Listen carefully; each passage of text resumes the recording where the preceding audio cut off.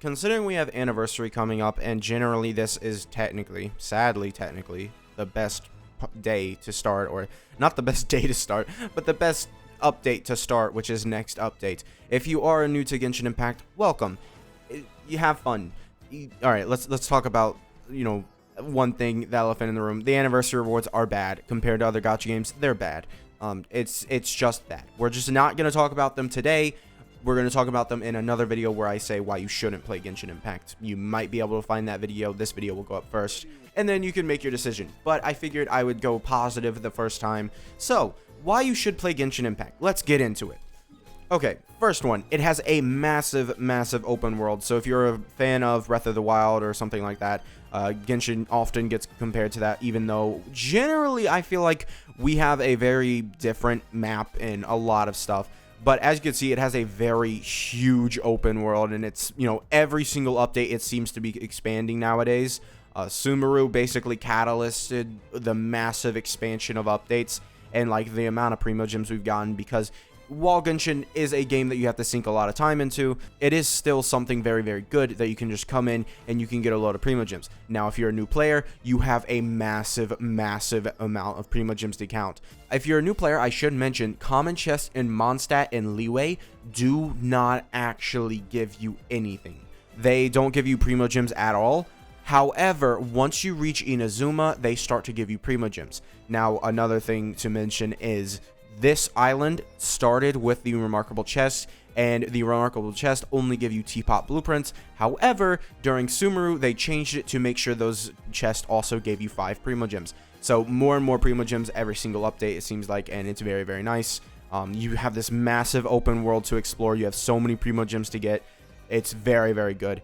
Now let's get into the second thing is, generally they are constantly updating this game. There is constant new things to be exploring. Like around Sumeru, I think we generally got a new region for Sumeru almost every update. I think there was 2 updates out of 8 for the 3.0 series that we didn't actually get any new region, which is actually insane when you think about it, considering these new updates are really, really crazy. It's a constantly updating game. There's constantly new characters being added. New teams can be formed, with a new character being added. Like, I imagine we are going to see Cryo be pretty good nowadays because of the new Risley guy, the Worthley, or however you say the dude's name, the guy. The new guy coming in the next update, he's the second phase. So constantly, we are getting an update to the game and how, much you can play, right? With new characters and all this, right? Very nice. So let's talk about characters specifically. Characters do not have any, there's no barrier to entry when you're like, oh, hey, I don't have five stars to make an entire team. It's 4 5 stars. I don't know why I said 5. But hey, you don't have, a lot of 5 stars. It doesn't matter, because currently one of the best teams in the game is just a team for Hyperbloom. And Hyperbloom is possibly the easiest team to build. And this will become more relevant once we reach Lantern Rite. But Xingqiu being such a prevalent Hydro applicator, Xingqiu's presence on 50,000 teams, he is possibly the character that gets used most in Genshin Impact overall. And if you just look at how many teams he's on, he is always on one of them best teams in the game. And he's a 4-star. This will become more relevant once we reach Lantern Rite, where you can select him for free later on. And to also mention something is that characters generally, while yes, there is a hierarchy of power for certain characters. For example, Hu Tao is better than Yoimiya, but Yoimiya is a perfectly fine character that you can use. She's not going to absolutely ruin your account in any way because she's such a weak 5-star and you got her, right? She is absolutely great. So the power of characters in this game is a very constant stream where it's sort of flowing up and down, but generally they're all at the same level, you would say. And a lot of the times you'll end up finding that 4 stars are some of the best characters in the game to run. For example, Bennett. Bennett is a massive attack buffer, so any character that scales with attack, he will buff absolutely insane amounts. Just a side note, his base attack is all you need, so you don't want attack percent up here, you want energy recharge. That's, just something that a lot of people get confused about with his kit. So now let's talk about the gacha system. Now, the gacha system, depending on who you ask, Genshin's gacha system can be bad or good. Let's talk about it.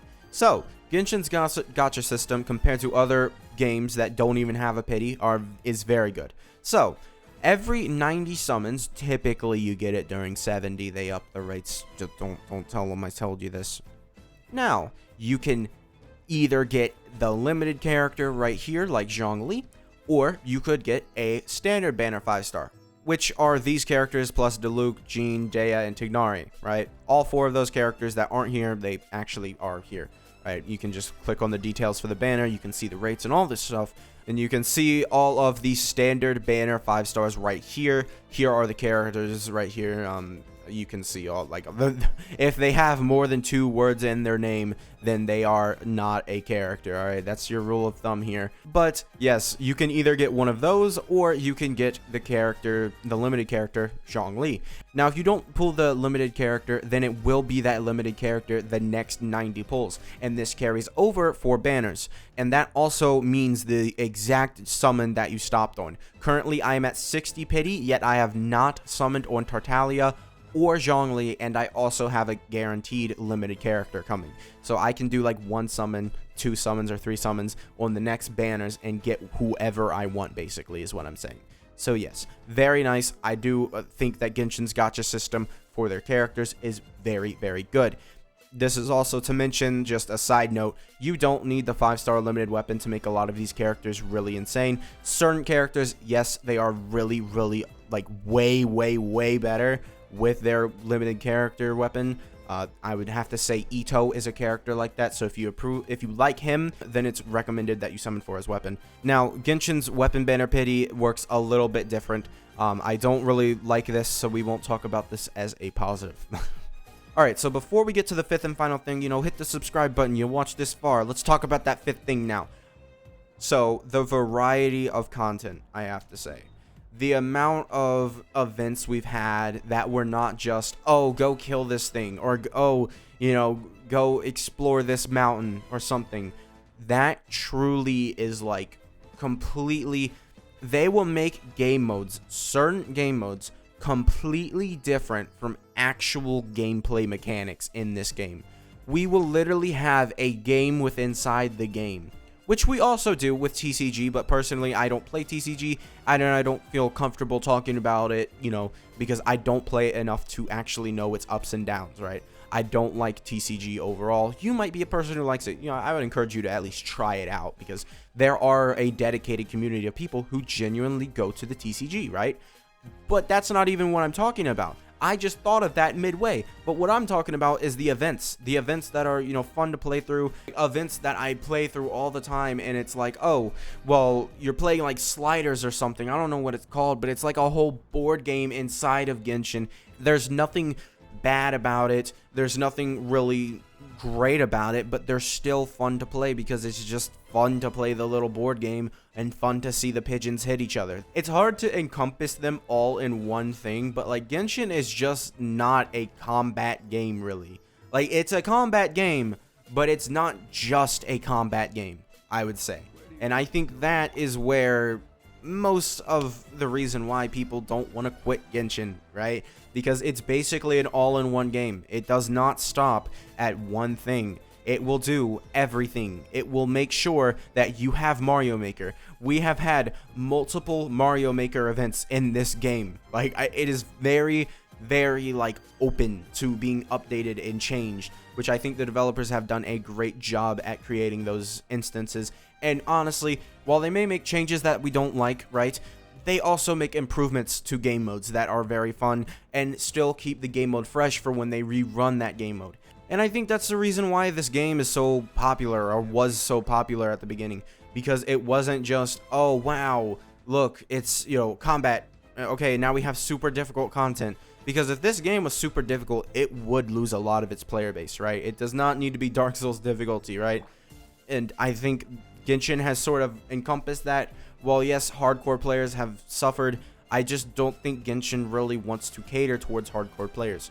That's not to say that there isn't a thing for hardcore players. Like I said, events are getting harder. I've said it multiple times. Add more variety to the game, which I think they have done a great job at. But in terms of having hardcore content that is super difficult to the point where you barely can beat it, I don't think that's ever going to happen. but I think that having a fun thing that you're not going to be able to just walk through is something that they are working towards. So yes, this game basically has something for everyone. So yeah, that's going to be it for this video. Make sure to subscribe, and I'll see you guys next time. Bye.